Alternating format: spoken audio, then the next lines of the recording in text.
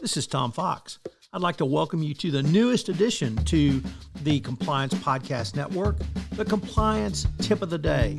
This is the podcast where we bring you daily insights and practical advice on navigating the ever-evolving landscape of compliance requirements.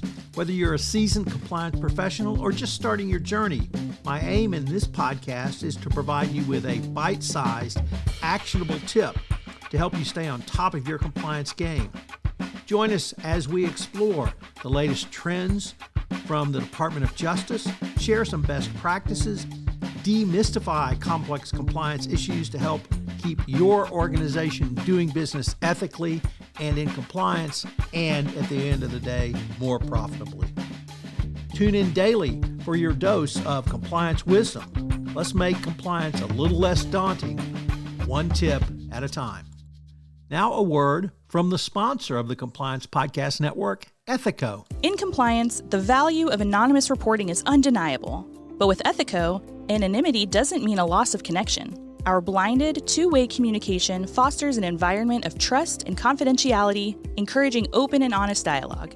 It's not just about receiving reports. It's about understanding the story behind each one, creating a culture of integrity and respect. Transform your approach to anonymous reporting with Ethico. Begin your journey at ethico.com/CPN, where you can book a demo, access an exclusive white paper by Tom Fox titled The ROI of Compliance, and utilize our free ROI calculator. Today I want to consider a compliance performance appraisal review. There are 6 steps for a performance review or appraisal review. Number 1, prioritize review in your schedule.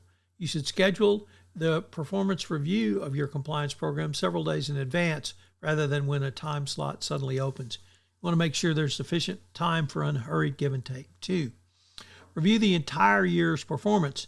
You should resist the temptation to focus on the discussion on the latest experience because of recency bias. If a compliance issue arose a month or so in the past, you need to keep it in perspective for your review.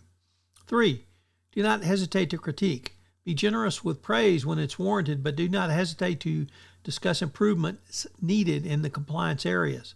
Many supervisors are reluctant to confront and indeed desire to avoid confrontation. However, remaining silent on an employee's compliance shortcomings is a disservice. 4, do not dominate the conversation. Remember that you must give the employee time for self-appraisal and to ask questions or to comment about the feedback received from the compliance perspective.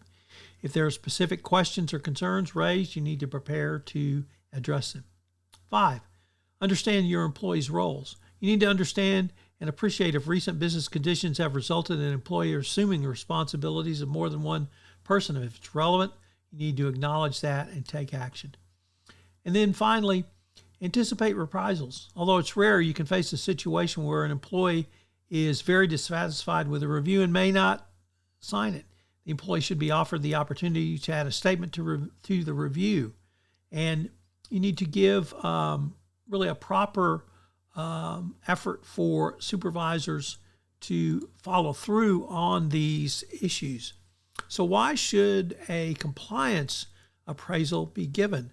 Well, I think if you think about it, it can really help drive home the message of compliance. I recognize there are multiple employee reviews throughout the year, but if you have a specific compliance review, you can really zone in and talk about compliance, drive home the message of culture and the importance of doing business ethically and in compliance in your organization. And I think it will give you and your frontline supervisors a way to encourage employees to raise their hands, speak up, improve your overall culture on a go-forward basis.